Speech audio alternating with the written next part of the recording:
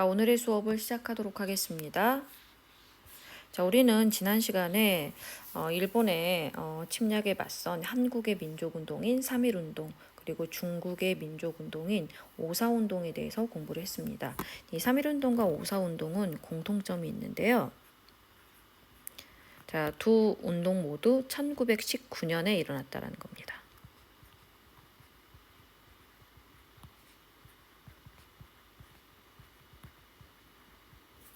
자, 두 운동이 1919년에 일어났던 것은 이유가 있습니다. 자, 바로 1차 세계대전이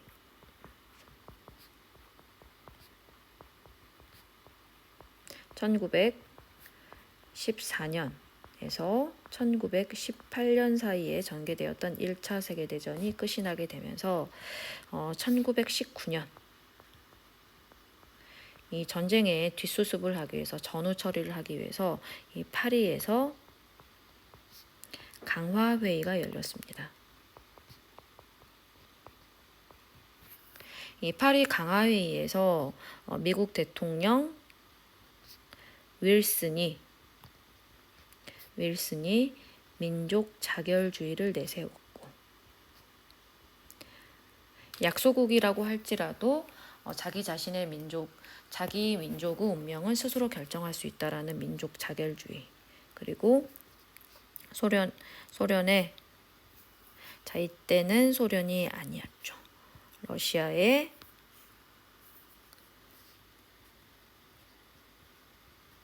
레닌의 약소 민족을 지원하겠다는 약속. 자, 이런 것들에 기대를 품었기 때문에 기대를 품었고, 그 가운데 이제 우리나라에서는 이제 3.1운동이 일어났습니다. 자, 그런데 이 파리 5.4운동은 또 다른 배경을 가지고 있습니다. 파리 강화회의의 결과가 예상과는 다르게 좀 전개가 되는데요. 이 파리 강화회의에 중국은 일본이 가져갔던 이 산둥반도의 이권을 돌려달라.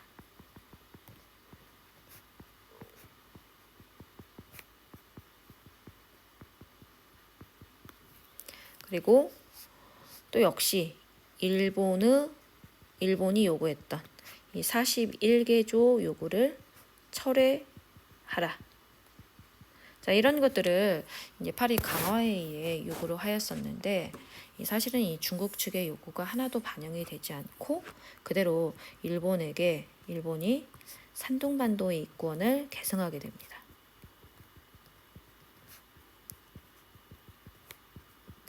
자, 이런 가운데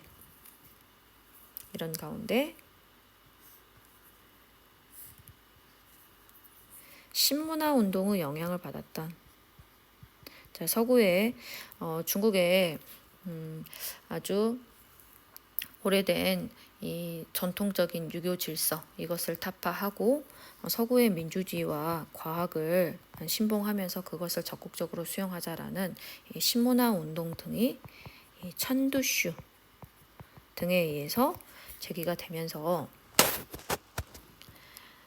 이 중국에서 그 파리 강화회의에 기대를 품고 이런 것들을 요구를 하였었는데, 이것이 받아들여지지 않자 결국 실망한 이 신문화 운동에 그런 영향을 받았던 이 베이징 대학생들을 중심으로 해서 5.4 운동이 제기가 되었습니다.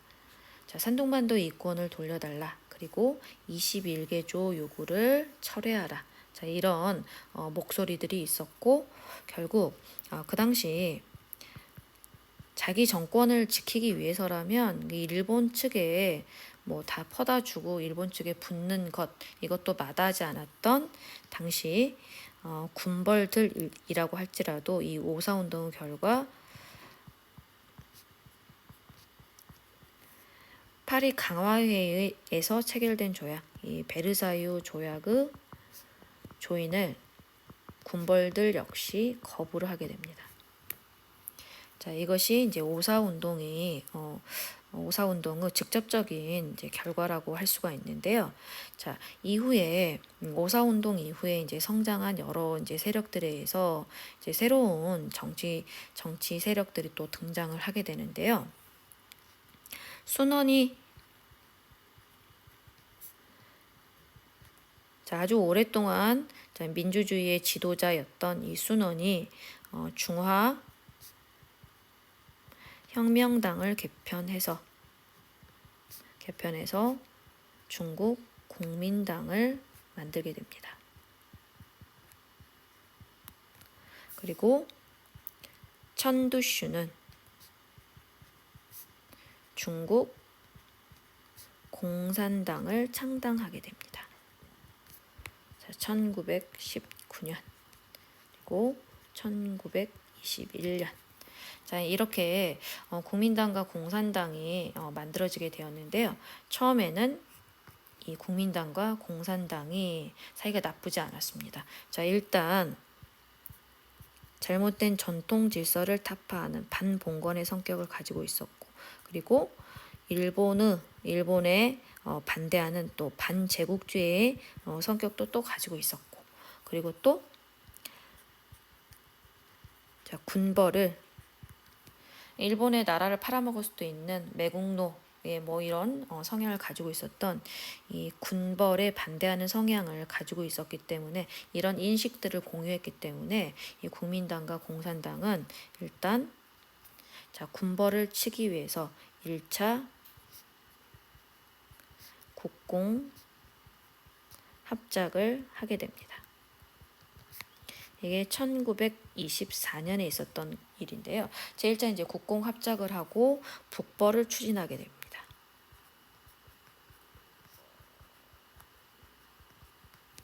자, 북벌을 추진을 하게 되는데, 이 북벌 추진 과정에서 굉장히 급진적인 대중운동, 그리고 열강과의 대립 과정에서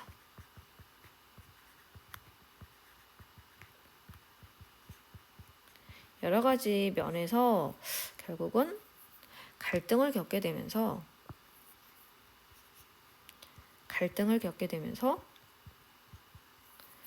이 제1차 국공 합작이 이제 깨어지게 되는데요. 깨어진 이후에 깨어지는 과정에서 1928년 순원 대신에 이제 장제스가 국민당의 실권을 장악을 하고 공산당을 대대적으로 좀 탄압을 하게 됩니다.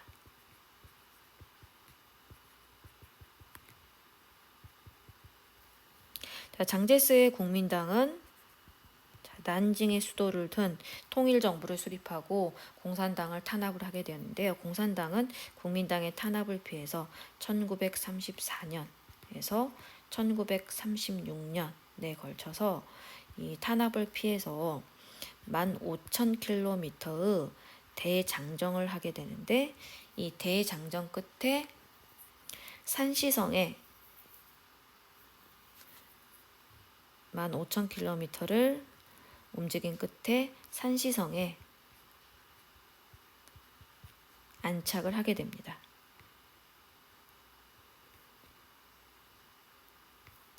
자, 농촌 속으로 파고드는 전략 덕택에 15,000km를 이동하면서 굉장히 크게 피해를 보았지만, 이 농촌에 깊게 뿌리를 내릴 수가 있었던 의미 있었던 장정이다라고 이 공산당 측에서는 그렇게 평가를 하기도 합니다. 자, 일단 1936년까지 공산당의 대장정까지 이 중국 정세의 흐름을 간단하게 확인을 해 보았습니다. 자, 우리나라 중국, 일본의 정세를 함께 묶어서 일본의 침략 전쟁 확대 과정을 좀 살펴보도록 하겠습니다. 자, 일본의 침략 전쟁 확대와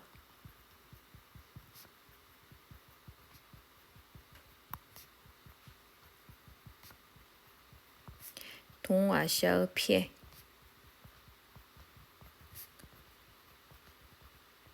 부분을 좀 묶어서 좀 살펴보도록 하겠습니다. 자, 일본의 침략 전쟁이 확대된 것은 좀 세계사적인 사건하고 좀 관련이 있는데요. 1929년 경제 대공황이 닥치게 됩니다. 미국에서 시작된 이 경제 위기는 사실은 1차 세계대전에서 승전했던 영국이나 프랑스 같은 경우는 어떻게 좀 이겨낼 수가 있었는데요. 좀 뒤늦게 제국주의에 뛰어든, 제국주의 침략의 길을 뛰어든 일본이라든지 이탈리아라든지, 자, 전쟁에서 패전한 1차 세계대전에서 패전한 독일 같은 경우는 이 경제 대공황의 위기를 극복하기가 쉽지가 않았습니다. 자, 이런 가운데 일본 국내에서 우익과 군부를 중심으로 해서 이 경제적인 위기를 대륙 침략으로 해결하고자 하는 그런 목소리가 커지게 되었습니다. 결국 만주국에 주둔하고 있었던 일본군은 1931년 만주사변을 일으키면서 침략을 시작하게 되었습니다.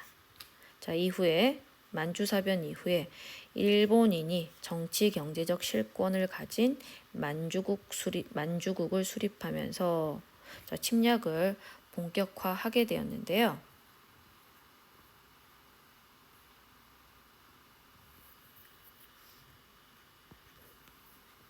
자, 1932년 만주국 수립 이후에 중국 침략이 이제 본격화되자 이 국제연맹에 1차 세계대전 이후에 만들어졌던 국제기구인 국제연맹에 일본을 제소하게 됩니다. 일본은 제소 이후에 이 국제연맹에서는 일본에 이 만주를 중국에 돌려주어라 이런 이제 결정을 내리게 되는데요. 일본은 이에 반발해서 국제연맹을 오히려 탈퇴해버리게 됩니다.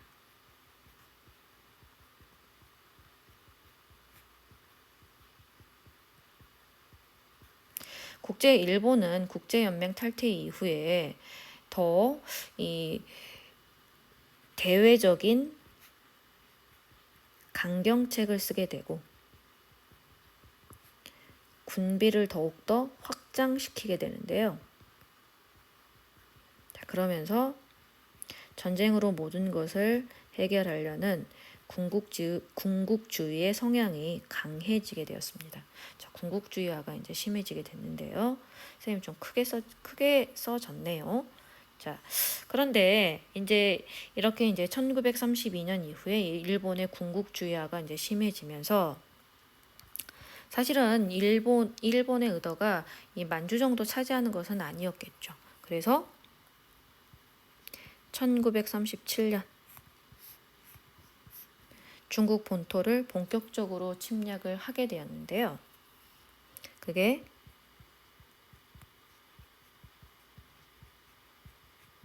중일전쟁입니다.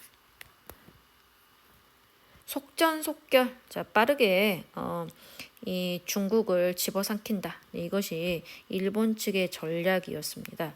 그래서 연안에 있는 대도시였던 상하이 등을 공격하였는데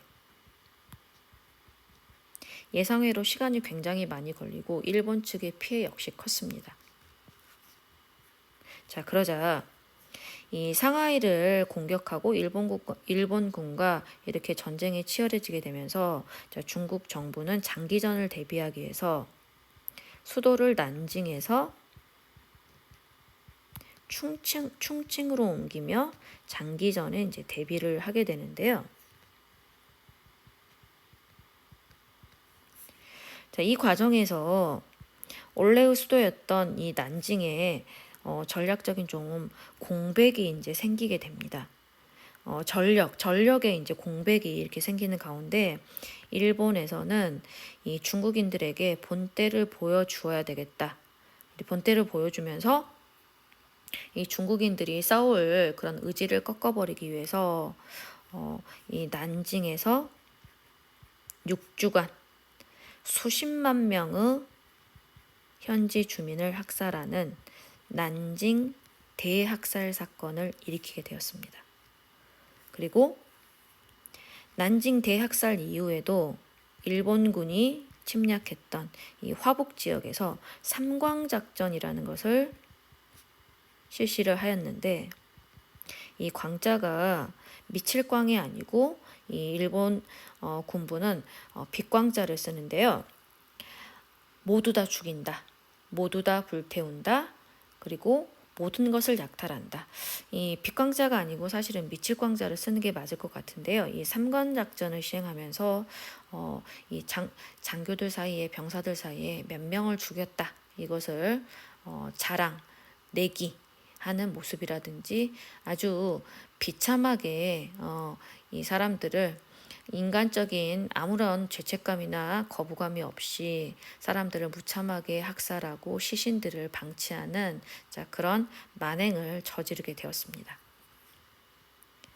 그러나 일본 측의 의도대로 이 중일 전쟁은 속전속결이 되지 못하고 오랜 시간을 끌게 되었는데, 그 이유 중에 하나가 국민당 정부의 계속해서 미국과 영국의 지원이 있었기 때문입니다.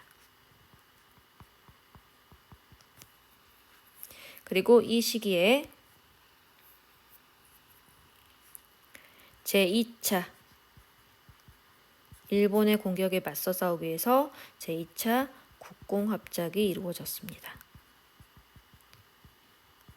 이 국공합작의 과정에서 국민당은 이렇든 저렇든 아무튼 지연작전 속에서 일본과 계속해서 이 전쟁을 치르면서 이 전력이 소모가 된 반면에 공산당 같은 경우는 내지의 농촌을 통해서 이 세력을 확대시키면서 크게 피해를 보지 않고 이 농민들 속에 중국 민중들 속에 좀 침투를 할 수 있었다라고 합니다. 그래서 제2차 국공합작으로 크게 이익을 본 것은 공산당, 크게 이익을 보지 못한 곳은 국민당, 이렇게 이제 우리가 평가를 하기도 하는데요.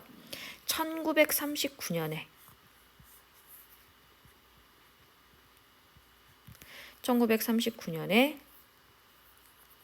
독일이 폴란드를 침공하면서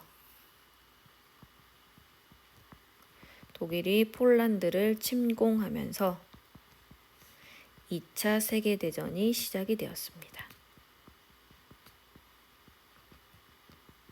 2차 세계대전이 시작이 되었는데요. 일본은 이 시기에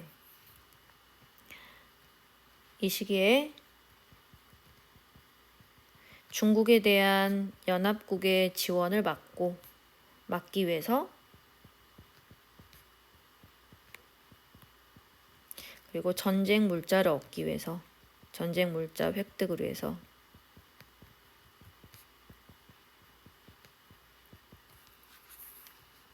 동남아시아와 태평양으로 전선을 확대하였습니다.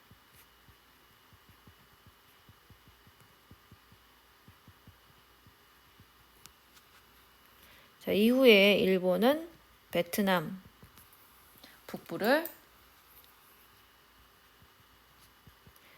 점령한 가운데 독일, 이탈리아와 함께 삼국 동맹을 이루었으며, 삼국 동맹의 일원으로서 추축국을 형성을 하였습니다.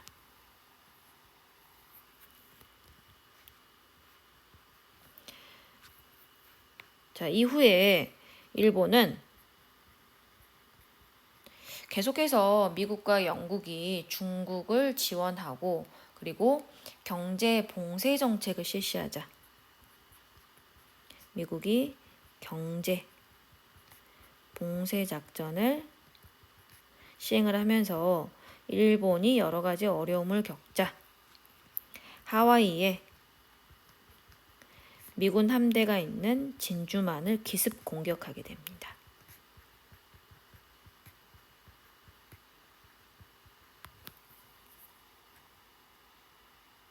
하와이의 진주만을 기습 공격하게 되었으며 이후에 일본은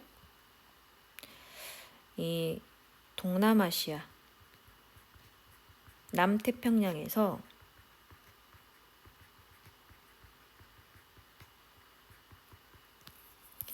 사실은 굉장히 우세한 유리한 전세를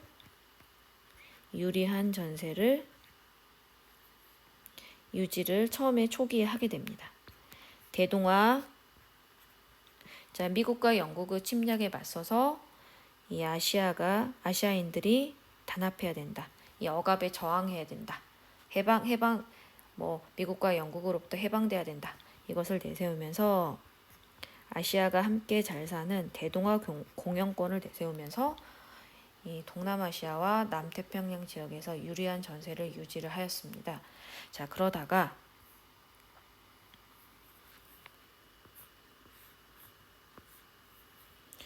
1942년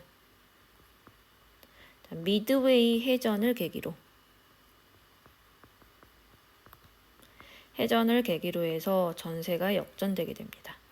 자, 연합국에게 유리하게 전세가 역전되었다. 자, 이후에 독일과 이탈리아는 항복을 했으나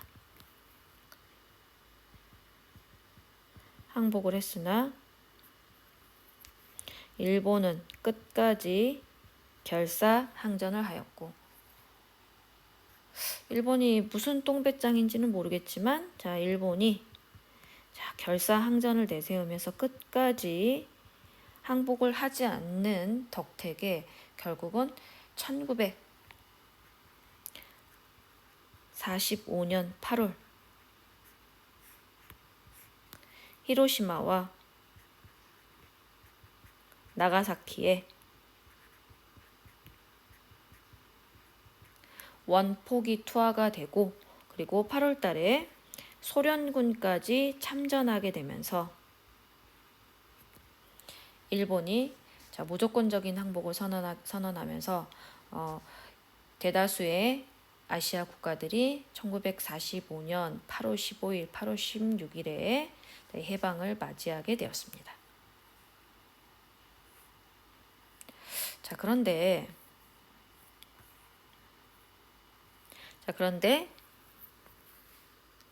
바로 이렇게 일본의 침략 전쟁이 자행되는 가운데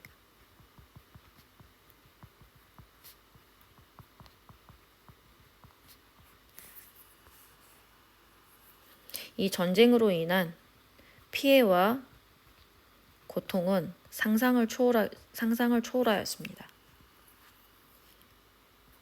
자, 일단 1919년 3.1운동 이후에 1920년 간도 지역을 중심으로 해서 이 독립군 부대들이 독립전쟁을 일으켰습니다. 청산리 전투, 유명한 청산리 봉오동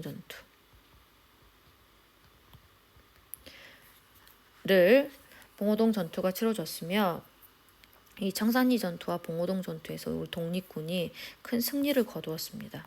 자, 그러자 일본군은 이 전쟁에서 승리를 한 것이 그 당시 간도 주민들이 물적, 인적 지원을 했기 때문이다 라고 판단을 하고 이 1920년 이 군대를 뒷받침하는 우리 이 간도 주민들을 싹쓸이하는 작전을 실시를 하게 되는데요.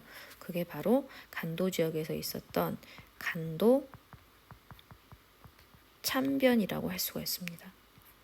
자, 수많은 이 간도 주민들이 우리 나라 사람들이 큰 고통, 희생을 겪었고, 그리고 이후에 일본이 중국 본토를 침략하는 과정에서 6주간 수십만 명의 중국 사람들을 학살한 난징 대학살이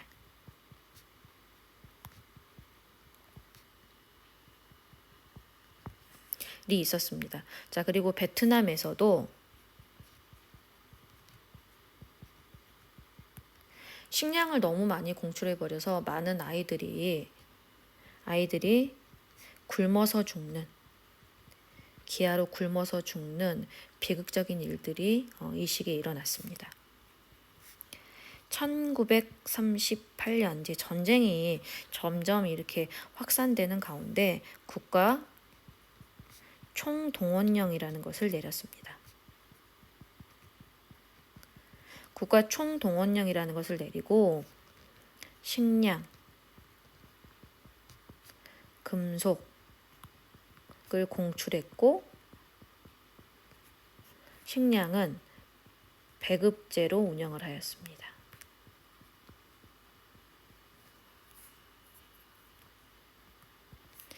자, 이것뿐만이 아니라 인적 수탈도 있었습니다.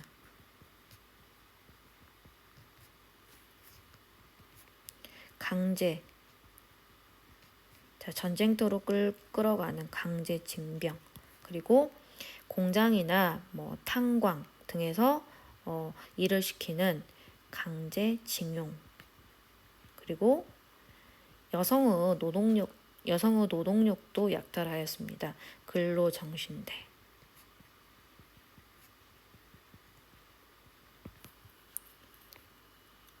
그리고 일본군의 성노예로서 강제로 이렇게 일본 군부의 조직적인 시도로 전쟁터마다 배치가 되었던 어린 소녀들, 일본군 위안부, 이런 부분까지 인적, 물적 수탈로 아시아의 민중들이 크게 고통받았습니다.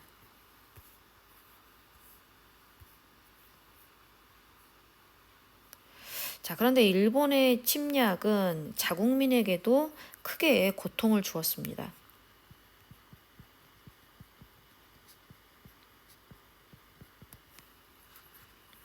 전쟁이 계속해서 확대가 되면서 일본 국민의 조세 부담이 커지게 되었고, 물가가 큰 폭으로 상승하게 되었고, 역시 식량이 부족하게 되었고, 인플레이션이 일어나고 일자리를 찾기도 힘들고 먹을 것을 구하기도 힘들고, 이런 고통이 있었고, 그리고 미국의 폭격이 있었습니다. 히로시마와 나가사키에 이 폭격이 있었고 원폭 투하가 있었고, 일본이 미국의 공격 앞에서 끝까지 포기하지 않고 지구전을 펼치는 가운데 오키나와에서 전체 주민의 4분의 1이 희생당하는 참변이 일어나기도 하였습니다. 그래서 이 전쟁은 일본이 침략했던 이 국가들에서만 피해를 본 것이 아니라 자국민도 크게 피해를 볼 수밖에 없었습니다. 태평양 전쟁 중 군인과 민간인 사망자 수를 좀 확인 한번 해보도록 하겠습니다. 중일 전쟁부터 패전까지 일본인 사망자는 310만 명이며 한국과 타이안 출신의 군인 군속을 포함 약 5만 명이 포함되어 있었습니다. 그리고 아시아 지역의 인적 피해 수치는 중국 1000만 명, 베트남 200만 명, 한국 20만 명, 타이완과 필리핀 합해서 1900만 명 이상으로 추정이 되는데, 이 1900만 명이라는 숫자는 우리가 전에 선생님이 이야기를 하면서 공부를 했지만 2차 세계 1차 세계대전 당시에 민간인 군인 희생자를 앞에서 1800만 명이 넘었는데, 그것에 육박하는, 세계대전에 육박하는 희생자를 일본이 침략 전쟁을 확대하는 과정에서 이 희생자들을 낳게 되었습니다.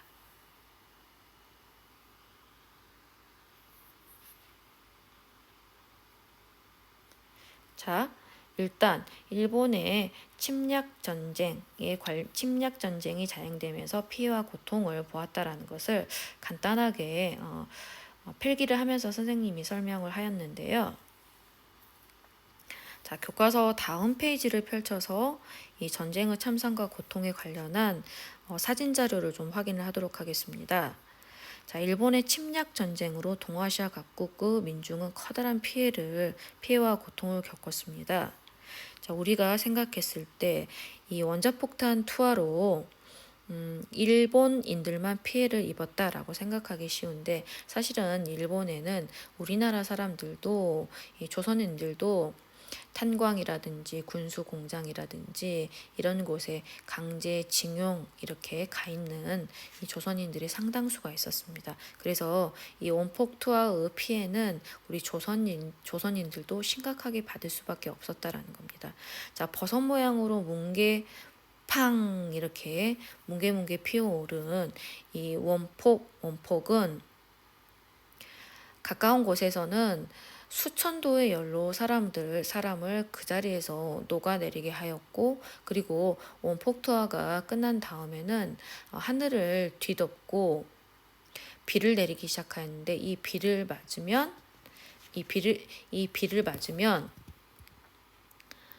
온몸에 온몸에 피부병이 생기고, 그리고 몸이 타들어가는 것 같은 이런 고통들을 느끼게 됐다라고 합니다. 그리고 이 비를 맞은 사람들은 자기 자식, 또 이 자식에게까지 이 원폭의 후유증이 그대로 남았다라고 합니다.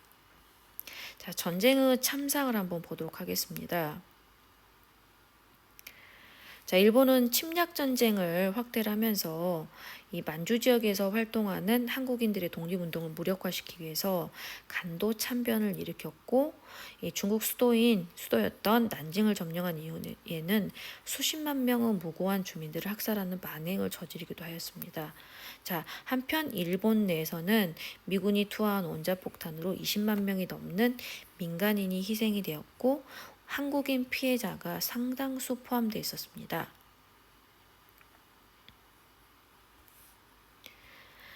자, 1938년 국가 총동원령이 내려지는 가운데 전쟁을 확대하는 과정에서 물자가 부족하자 한국을 비롯한 식민지 국가에서 노동력과 병력을 동원했습니다. 징용당해서 탄광이나 군수 공장에서 강제 노역에 시달렸습니다. 그리고 강제 징병, 전쟁터로 내몰렸습니다. 자, 이와 함께 공출 제도를 이용해서 식민지 국가 그리고 본국에서도 물자 수탈을 강화하였고, 이 금속 제품이라면 녹그릇, 농기구, 불상까지 가리지 않고 가져가면서 이것 또한 피해가 상당하였다라고 합니다. 자, 아래 사진은 일본군에 의해서 동원돼서 도로를 건설하고 있는 이 중국인들의 모습, 교과서에 실려 있는 모습입니다. 이러저러한 이 수탈을 중국, 그리고 우리나라, 그리고 일본의 식민지였던 다른 여타의 나라들이 이렇게 고통을 겪었다라는 것을 기억하시면 되겠습니다. 난징 대학살 당시 이 시체들의 모습을 보고 있는 일본군 병사들의 모습이 되겠습니다. 그리고 자, 식민지 국가들이 수탈을 하는데 대표적으로 가장 수탈을 많이 당했던 곳이 바로 우리나라겠죠. 일본으로 가져갈 쌀을 그득그득 쌓아놓은 군산항의 모습입니다. 네, 이렇게 일본으로 이 전쟁터로 쌀이 빠져나가면 그만큼 우리나라에 있는 사람들은 쌀을 먹지를 못하고 잡곡으로 줄인 배를 겨우 채우는 자, 그런 고통을 감내해야 했습니다. 자, 아래 사진은 일본이 강제로 공출한 금속의 모습이 되는데 솥단지도 보이고 여러 가지 노쇠 그릇들 그리고 뭐 사슴 모양의 장식품, 돼지 장식품 이런 것들이 보여서 자, 금속이라면 모든 것을 다 공출했던 자, 그 당시 상황을 파악을 할 수가 있습니다.